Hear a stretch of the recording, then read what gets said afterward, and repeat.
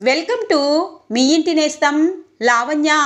Upcoming రివ్యూలోకి వెళ్ళిపోదాం. భూమికి inspector సూర్య phone చేసి హంతకులు దొరికారు మేడం, మీరు స్టేషన్కి రావచ్చు అనగానే భూమి హుటాహుటిన స్టేషన్కి బయలుదేరుతుంది. ఇటువైపు ఏసీపీ సూర్య కృష్ణప్రసాద్ని చితక్కొట్టి ఇక చావు అంచుల దాకా తీసుకుని వెళ్తారు. ఇంతలో భూమి వస్తుంది. ఇతనే మేడం అని చెప్పగానే కృష్ణప్రసాద్ని చూసి ఒక్కసారిగా కుప్పకూలుతుంది. ఇక కృష్ణప్రసాద్ గజ గజ వణికిపోతూ ఉంటారు.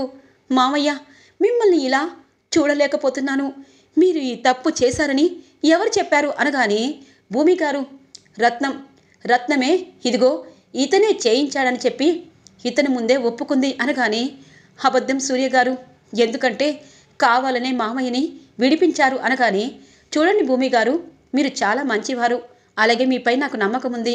ఇతను కాదని మీరు ఎలా చెప్తారు? ఈ కృష్ణప్రసాద్ కాకపోతే ఎవరై ఉంటారు అనగానే చూడండి సూర్య గారు, సాక్ష్యాలు లేకుండా ఎవరిని నమ్మలేరు. నేను సాక్ష్యం తీసుకొచ్చాక ఇతన ఈమె అని మీరే అర్థం చేసుకుంటారు. కానీ మా మామయ్యకి నేను బెయిల్ ఇప్పిస్తాను అనగానే చూడండి భూమి గారు, మీ అమ్మని చంపిన ఈ దోషిని ఇంకా మీరు ఎలా క్షమిస్తున్నారు? కానీ మా అన్నయ్యని చంపిన ఈ కృష్ణప్రసాద్ని నేను వదలను అనగానే చూడండి, మీరు అనుకున్నట్టు మా మామయ్య ఏ తప్పు చేయలేదు. మామయ్య, నేను నీకున్నాను, మిమ్మల్ని పోలీస్ స్టేషన్ నుండి బయటికి తీసుకొస్తాను, అలాగే బెయిల్ కోసం వెళ్తాను అని చెప్పి పరుగున వెళ్తూ ఉంటే చెర్రీ ఎదురుగా వస్తారు. చెర్రీ, మామయ్య అనగానే భూమి, అంతకురాలు అపూర్వ నాన్నే దోషని చెప్పి ఆ రత్నంతో చెప్పించి అరెస్ట్ చేయించింది. నాకేం చేయాలో అర్థం కావటం లేదు అనగానే చెర్రీ, కష్టం వచ్చినప్పుడు ఏడవడం కాదు, దాన్ని ఎలా అని చెప్పి ఆలోచించాలి. ముందు లాయర్ దగ్గరికి వెళ్దాం పదా, మామయ్యని బెయిల్పై బయటికి తీసుకురావాలి అని అంటూ ఉంటుంది భూమి. సరే భూమి అని చెప్పి చెర్రీ అలాగే భూమి ఇద్దరు లాయర్ దగ్గరికి వెళ్తారు. కృష్ణప్రసాద్ ఫ్రెండ్ అయిన లాయర్తో ఇక పోలీస్ స్టేషన్కి వస్తారు చెర్రీ, భూమి. ఇది ఇలా ఉండగా శారద ఇందుని పిలుస్తుంది. పెద్దమ్మ, ఇప్పుడు ఎలా ఉంది? మా వదిన భూమి ఏది? మా అన్నయ్య మా వదిన అల్లరి ఎక్కువైపోయిందన్నావు కదా, అందుకే మా ఆయన నేను వచ్చి వాళ్ళకి తగిన శాస్తి చేస్తాము అని అంటుంది. ఇంతలో ఇక పూర్ణి, శివ, అక్క బయటికి వెళ్ళింది ఆంటీ అని అంటారు శివ. ఇంతలో గగన్ రాగానే ఇక ఇందు, అన్నయ్య నువ్వేంటి అందరినీ తెగ ఏడిపిస్తున్నావంట, భూమిని కూడా అనగానే అదేం లేదు, ఇంతకీ మా వదిన ఎక్కడ ఉంది, ఎక్కడ దాక్కుంది అని అంటుంది ఇందు. ఇంతలో శారద అంటుంది, భూమి బయటికి వెళ్ళినట్టుంది, నువ్వు వచ్చావు కదా వీళ్ళకి తగిన బుద్ధి చెప్తావులే, పంతులు గారు కూడా వస్తున్నారు అని అంటుంది శారద. అమ్మా, పంతులు గారు దేనికి? ఇప్పుడు పూర్ణికి ఏమైనా పెళ్లి చేయాలా అనగానే ఒరే గగనన్నయ్య, నాకు పెళ్ళి ఇప్పుడే వద్దురా, ముందు భూమి వదిన నువ్వు ఒకటవ్వాలి అని అంటుంది. అవును, భూమి వదినికి నీకు ఫస్ట్ నైట్ ఏర్పాట్లు చేయాలని పెద్దమ్మ నన్ను రమ్మన్నారు, అందుకే మా ఆయన నేను వచ్చాము. ఈరోజు మీ ఇద్దరి ఫస్ట్ నైట్ ఏర్పాట్లంతా పూర్తయ్యాకే అప్పుడు మీ ఇంటికి వెళ్ళేది అని అంటుంది ఇక ఇందు వాళ్ళ ఆయన కూడా, అవును బావా, మీ ఇద్దరు మొదటి రాత్రి మేమిద్దరం ఏర్పాట్లు చేయాలి అని అంటూ ఉంటారు. నాకు పెళ్ళే కాలేదు అనగానే నోర్ముయ్, ఇంకొకసారి పెళ్ళి కాలేదని అనద్దన్నయ్యా, ఎందుకంటే ఏ ఆడపిల్లైనా తాలిబొట్టు కట్టుకొని తనంత తాను ఈ ఇంట్లో నీతో కాపురం చేయాలనుకోదు అని అంటుంది. చూడు ఇందు, ఒకటి మాత్రం నిజం, నాకేమీ గుర్తులేదు అనగానే అంటే నీకు గుర్తు లేకపోయినా భూమిని ఏడిపిస్తావన్నమాట. చూడు గగన్, ఇప్పుడు చెప్తున్నాను, మీ ఇద్దరి మొదటి రాత్రి ఏర్పాట్లు అన్నీ సిద్ధం చేస్తాను అని అంటుంది శారద. ఇక ఏసీపీ సూర్య దగ్గరికి లాయర్ గారిని తీసుకొచ్చి కృష్ణప్రసాద్కి బెయిల్ మంజూరు చేయమంటుంది. చూడండి భూమి గారు, హంతకులకి మీరు బెయిల్ ఇచ్చి తీసుకువెళ్ళడం నాకు నచ్చలేదు, కానీ మీరు అనుకున్నట్టు మీ మామయ్య ఈ పని చేయలేదని ఎందుకు అంత గట్టిగా నమ్ముతున్నారు అనగానే మామయ్య తన జీవితాన్ని పణంగా పెట్టి నన్ను కాపాడారు, అలాగే మామయ్య జీవితాన్ని కూడా ఒక రాక్షసి పాడు చేసింది. చూడండి సూర్య గారు, సాక్ష్యాలన్నీ ఖచ్చితంగా బయటికి వస్తాయి, అప్పుడు మనం ఇవన్నీ మాట్లాడుకోము, క్షమాపణలే అనగానే ఇక కృష్ణప్రసాద్ దీనంగా నడుచుకుంటూ వస్తూ ఉంటే నాన్న అని చెప్పి చెర్రీ పాపం ఏడుస్తూ పట్టుకుంటారు. చెర్రీ, నాకేమీ కాదురా అనగానే నాన్న, అపూర్వ సంగతి ఖచ్చితంగా తేలుస్తాను అని చెప్పి అంటూ ఉంటారు. వద్దు, దాని గురించి నీకు తెలీదు, మంచితనం ముసుగులో ఎంతటి వారినైనా మోసం చేయొచ్చు అని చెప్పడానికి ఉదాహరణ ఆ అపూర్వనే. ఎందుకంటే ఏది ఎప్పుడు ఎలా చెయ్యాలి అన్నది పగడ్బందీగా ప్లాన్ వేస్తుంది. నువ్వు దాని చెరలో చిక్కుకోవద్దు అని చెప్పి అంటారు కృష్ణప్రసాద్. మామయ్య, మీరు అలా అనడం నాకు నచ్చలేదు. ఎందుకంటే ఆ అంతకురాల గురించి ముందుగా తెలిసింది మీకే. మీరు ఎందుకు నాన్నతో అపూర్వ గురించి చెప్పడం లేదు అనగానే, చెబితే శరత్చంద్ర వింటాడా అనగానే, అవును భూమి, నాన్న మామయ్య వినే టైపు కాదు. ఆ అపూర్వ ఖచ్చితంగా నాన్న తన మాట వింటాడనే కాన్ఫిడెన్స్తోనే ఇదంతా చేస్తుంది అని చెప్పి అంటూ ఉంటాడు చెర్రీ. ఇక బెయిల్పై బయటికి తీసుకువస్తారు. చెర్రీ, మామిని జాగ్రత్తగా అనగానే, ఆగు భూమి, నాన్న ఇప్పుడు ఆ ఇంటికి రాడు అనగానే, అవునమ్మా, ఆ ఇంటికి వెళ్ళలేను అని చెప్పి అంటారు. మామయ్య, అలా అయితే మన ఇంటికి వెళ్దాం రండి అని అంటుంది. లేదమ్మా, అపూర్వ ఖచ్చితంగా నన్ను ఇరికించాలనుకుంది. నేను జైల్లో ఉన్న ప్రశాంతంగా ఉంటాను, కానీ గగన్ నన్ను చీదరించుకుంటాడు. వద్దు అనగానే, మామయ్య, చీదరించుకున్నా కొట్టినా తిట్టినా నేను పడతాను. మీరు శారదత్తయ్య భర్త, మీరే తప్పు చేయలేదు. మీ కన్న కొడుకింట్లో మీరు ఉంటారు అంతే అనగానే, భూమి, అన్నయ్య కోపం నీకు తెలిసిందే కదా, మీ ఇద్దరిని కలిపి బయటికి నెట్టేస్తాడేమో అనగానే, చెర్రీ, మీ అన్నయ్య పైకి అలాగే కనిపిస్తాడు. శారదత్తయ్యకి ఆపరేషన్ అయినప్పుడు అసలైన మనిషి రూపం బయటికి వచ్చారు. ఏదైనా చిన్నది గనక జరిగితే మీ గగన్నయ్య బావ తట్టుకోలేడు. మామయ్యపై కోపం ఎంతుందో అంతకి 100 రెట్లు ప్రేమ ఉంది. ఆ అపూర్వ సంగతి గగన్ బావే ఖచ్చితంగా చూసుకునే పరిస్థితి వస్తుంది.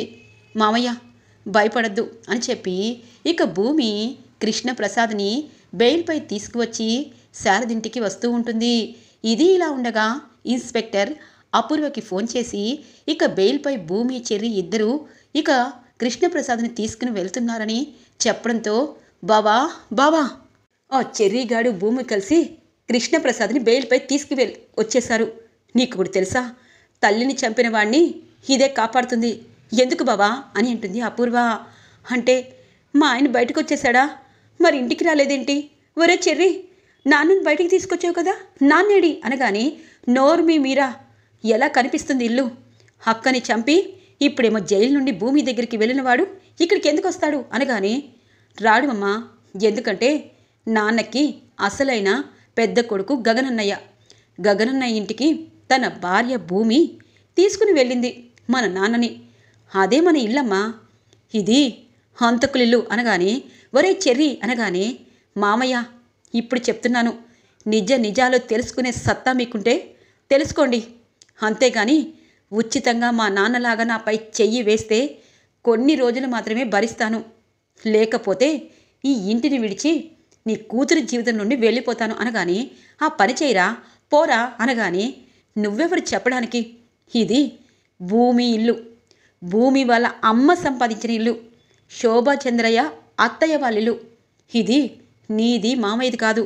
ఎందుకంటే భూమి భిక్షతో మా నాందరం బ్రతుకుతున్నాము అని చెప్పి చెర్రీ వెళ్ళిపోవడంతో, అమ్మ చెర్రీ, లోగుట్లన్నీ బయటికి తీస్తున్నావే, ఇప్పటిదాకా ఆస్తి విషయం ఎవ్వరికీ అందలేదు.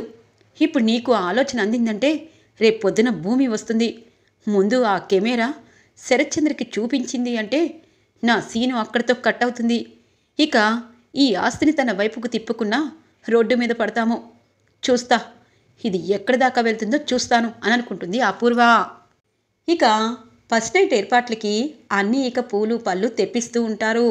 ఇంతలో పాపం భయపడుతూ ఉంటారు కృష్ణప్రసాద్. రామవయ్య అనగానే ఒక్కసారిగా శారద, ఇటువైపు ఇందు వాళ్ళందరూ షాక్ అవుతారు. గగన్ కిందికి వస్తూ ఉంటారు. ఇక ఇటువైపు కృష్ణప్రసాద్ ఒళ్ళంతా దెబ్బలతో ఉండడంతో భూమి, అత్తయ్య అని అంటుంది. ఏమైందని పరుగున శారద రావడంతో, శారద, నీకు చేసిన పాపానికి దేవుడు నాకు సరైన శిక్ష వేశాడు అనగానే ఇంతలో గగన్ కృష్ణప్రసాద్ని చూస్తారు. ఒళ్ళంతా దెబ్బలు, దీనస్థితిలో ఉంటారు. ఏంటి, ఈ పెద్ద మనిషిని తీసుకొచ్చావేంటి? ఈ ఇంట్లో నీకే చోట్లేదు, పైగా ఇలాంటి పాపాత్ములు ఎందుకు తీసుకొచ్చావు? ఎక్కడ యాక్సిడెంట్ అయింది అని అంటారు. బావా, యాక్సిడెంట్ కాదు అని చెప్పి జరిగిందంతా చెప్తుంది భూమి. ఒక్కసారిగా షాక్ అవుతారు. అంటే ఆ ఇంట్లో అవమానాలు పడుతూ చేయని తప్పుకి శిక్ష వేయించుకుంటూ తన్నులు తింటూ హిల్లరికం అల్లుడుగా అయినా ఉంటాడు. కానీ ఒక భార్యకి భర్తగా నీతి నిజాయితీగా ఉండని వాళ్ళందరికీ ఇలాంటి శిక్ష పడుతుంది అనగానే, బావా మామయ్యని మరింత బాధ పెట్టద్దు. మామయ్య ఎప్పుడు ఏ తప్పు చేయడు. మీ విషయంలో కూడా మామయ్య ఎందుకు తప్పు చేశాడని నువ్వెప్పుడైనా అడిగావా? కనీసం అతన్ని మాట్లాడిచ్చావా అనగానే, ఒరే గగన్, ఆయన ఒంటి నిండా గాయాలు, అర్జెంటుగా డాక్టర్ని పిలువు అని చెప్పి అంటుంది. అమ్మా నీకు ప్రేమ ఉంది, కానీ తనకి ఆ ప్రేమ లేదు అనగానే, గగన్ నేను నీ తండ్రిని, కానీ శారదకి నీకు ద్రోహం చేశాను, కానీ ఎందుకు చేశాను అన్నది ఒక్కరోజైనా అడుగు అనగానే, వద్దు మావయ్య, మీరు సంజయ్కి చెప్పాల్సిన అవసరం లేదు. ఎందుకంటే అన్ని నిజాలు నేను బయట పెడతాను. అప్పుడు ఎవరు తప్పు చేసినా ఒప్పు చేసినా క్షమాపణ అడిగే రోజు వస్తుంది. లెగవండి అని చెప్పి అంటుంది. అంటే ఫిక్స్ అయిపోయావా అనగానే, అవును బావా, తన కన్న కొడుకింటికి తన తండ్రి వస్తున్నాడు. అక్కడి దాకా నాకు తెలుసు, రామయ్య అని చెప్పి పైకి తీసుకువెళ్ళి పాపం డాక్టర్ని పిలిచి ఫస్ట్ ఎయిడ్ చేపిస్తూ ఉంటుంది కృష్ణప్రసాద్కి భూమి. గగన్ ఆ దెబ్బలు చూసి ఇక వాళ్ళ నాన్నని చూసి చాలా కృంగిపోతూ ఉంటాడు. బాధ అనిపిస్తుంది. ఛ అపూర్వ, ఎందుకు ఎందుకు మా జీవితాలతో ఇలా ఆడుకుంటున్నావు? మా నాన్నని ఎందుకు ఇరికించావు అని చెప్పి పాపం చాలా అంటే చాలా బాధపడుతూ ఉంటాడు గగన్.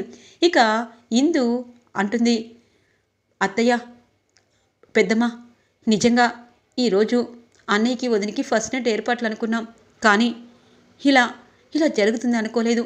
మేము వెళ్తున్నాము అని చెప్పి ఇక కృష్ణప్రసాద్ దగ్గరికి వచ్చి, నాన్న నిజం చెప్పాలి అంటే మీ జీవితంతో అసలైన ఆటలు ఆడుకున్నది ఎవరు నాన్న అని అంటుంది ఇందు.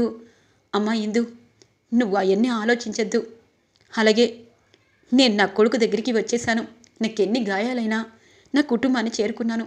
నాకు సంతోషంగా ఉంది అని అంటూ ఉంటాడు కృష్ణప్రసాద్. ఇక శారద బాధపడుతూ ఉంటుంది. శారదని కృష్ణప్రసాద్ని తలుచుకుంటూ ఉంటారు. ఇటువైపు గగన్ ఇది ఇలా ఉండగా, అన్నయ్య, నా భర్తని పోలీస్ స్టేషన్లో పెట్టారు. ఇప్పుడు బెయిల్పై ఆ శారద తీసుకువెళ్ళిపోయింది. ఇప్పుడు నేను ఒంటరిగా ఇంట్లో ఉండాలా అనగానే ఇక అపూర్వ అనుకుంటుంది, ఇదే అవకాశం.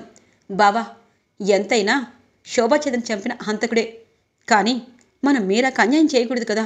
వెళ్ళి కేపీని తెచ్చుకుందాం బావా, ఎందుకంటే ఈ మాటల్ని నేను భరించలేకపోతున్నాను అనగానే, అపూర్వ ఎలా ఉంది అనగానే, మీ చెల్లెలకి సమాధానం చెప్పండి అని చెప్పి అనగానే, అంటే ఇప్పుడు ఆ కేపీ తప్పు చేసినా ఇంటికి తీసుకురావాలా అని అంటారు శరత్చంద్ర. వద్దన్నయ్యా, నేనే మా ఆయన దగ్గరికి వెళ్ళిపోతాను. ఇందు రావే అని చెప్పి వెళ్ళబోతూ ఉంటే, ఆగు మీరా, ఎందుకంటే తప్పు చేశాడు, శిక్ష పడేదాకా మన ఇంట్లోనే ఉంటాడు. అపూర్వ వెళ్దాం పదా అని అంటారు.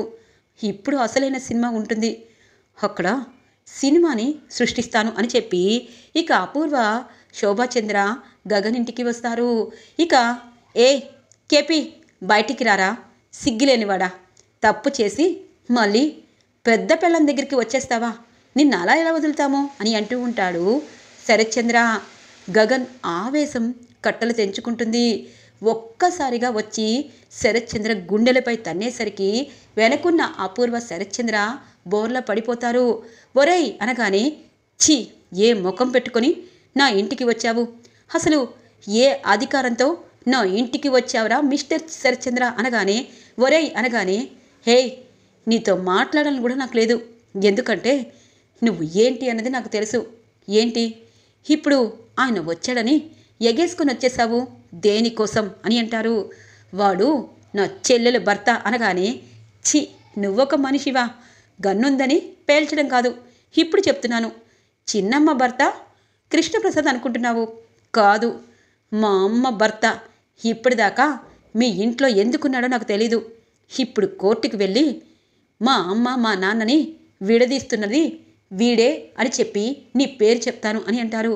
అంటే అనగానే, ఏయ్ అర్థమైంది కదా, నీ చెల్లెల భర్త ఆయన కాదు, మా అమ్మ భర్త మాత్రమే అని అంటారు గగన్. ఈలోపు భూమి వస్తుంది. బావా మా నాన్నతో మీకు అవసరం లేదు, ఎందుకంటే మా నాన్నని అదిగో వెనకాలున్న పిశాచి తిప్పుతుంది. ఆ పిశాచి ఆట ఇంకొన్ని గంటల్లో అరికట్టేస్తాను. అప్పుడు ఇలాంటి పెద్ద మనిషి కళ్ళు తెరుస్తాయి అనగానే, అంటే నా కూతుర్ని కేపీని ఇంట్లో పెట్టుకొని ఏదో అంటున్నావు, కానీ మిమ్మల్ని అనగానే, వెళ్ళు, గుమ్మం దాటి వెళ్ళు అని అంటారు గగన్. ఇక వెళ్ళిపోతారు వాళ్ళిద్దరూ. ఇక అపూర్వ, శరత్చంద్ర, ఇక భూమి లోపలికి వస్తుంది. అత్తయ్య కంగారు పడద్దు, మామయ్య నిద్రపోతున్నాడు అని చెప్తుంది. భూమిని చూస్తూ, ఎందుకు ఈ భూమి ఇంత కష్టాలు పడుతుంది? అటువైపు ఆయన్ని మా నాన్ని జాగ్రత్తగా చూసుకుంటుంది. కానీ అసలైన నేరస్తులు ఖచ్చితంగా ఎవరు అన్నది తెలుసుకోవాలి అని అనుకుంటారు గగన్. ఇంతలో వీడియోగ్రాఫర్ ఫోన్ చేస్తారు. ఇక ఇంటికి ఎవరు ఫోన్ లిఫ్ట్ చేయరు. గగన్, ఇక వీడియో కెమెరా రిపేర్ అయింది మేడం, మీరు వచ్చి తీసుకోవచ్చు, నేను పండుగ వల్ల ఊరు వెళ్తున్నానని చెప్తాడు. ఇక వీడియో కెమెరా అతను, స్టూడియో అతను. ఇక గగన్ ఏ కెమెరా అయి ఉంటుంది అని ఆలోచిస్తూ ఉంటారు. ఈరోజు రివ్యూలో ఇంట్రెస్టింగ్గా ఎండ్ అవుతుంది ఫ్రెండ్స్. రాబోయే రివ్యూ కోసం మా ఛానల్ని సబ్స్క్రైబ్ చేసుకోండి. Thanks for watching friends.